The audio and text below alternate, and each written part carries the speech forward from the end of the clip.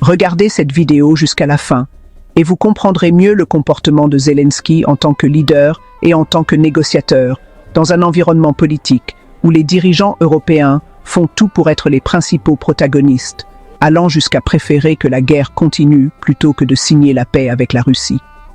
La confusion est telle qu'en même temps qu'ils accusent Poutine d'être un dictateur, ils persécutent dans leur propre pays les personnes qui ne sont pas d'accord avec leur politique. Finalement, qui se comportent comme des dictateurs? Nous devrions cesser d'écouter les experts en politique et en diplomatie, car ils nous expliquent le monde comme si les décideurs étaient des êtres extraordinaires dotés d'une intelligence et d'une éthique supérieure. Si les sujets que ces personnes négocient n'étaient pas si importants, on pourrait croire qu'il s'agit d'une énorme pantomime. Alors que ce qui saute aux yeux, c'est l'incapacité de ces dirigeants à contrôler nos frontières ou à mettre fin aux crimes organisés. Bref, ils ne sont même pas capables de protéger le peuple qui leur donne la possibilité de mener une vie de confort et de richesse. Quant à Zelensky, je n'ai jamais cru en sa sincérité. J'ai toujours pensé qu'en tant qu'acteur, il pourrait jouer le même personnage qu'il a incarné dans une série télévisée. Et si l'on examine son passé, on découvre qu'il était enregistré et apte au service militaire depuis 2008, ayant été convoqué pour le recrutement à 4 reprises entre 2014 et 2015, mais il ne s'est jamais présenté et il n'y a aucune trace de son service dans les forces armées.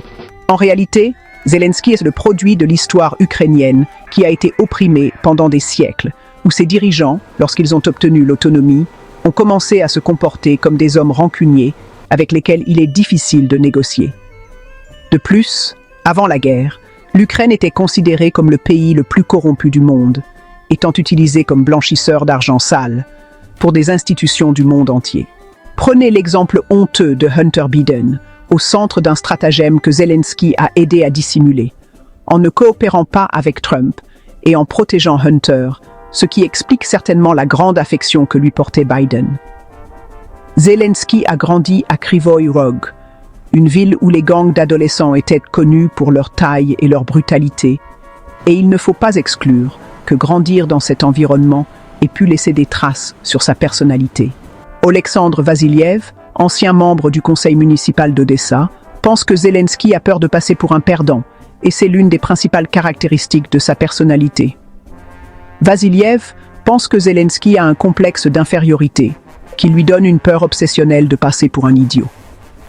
Cela entraîne un manque d'estime de soi et une incapacité à négocier de la part du dirigeant de Kiev.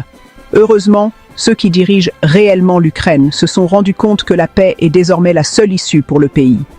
Et ils ont déjà envoyé une lettre à Donald Trump dans laquelle Zelensky se dit prêt à négocier la paix sous la direction américaine, y compris en négociant ses terres rares.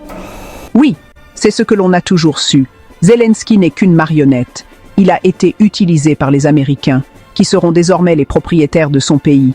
Et le pire, c'est qu'il a perdu sa valeur, même pour ceux qui dirigent l'Ukraine. Quel sera son destin? Merci d'avoir regardé cette vidéo.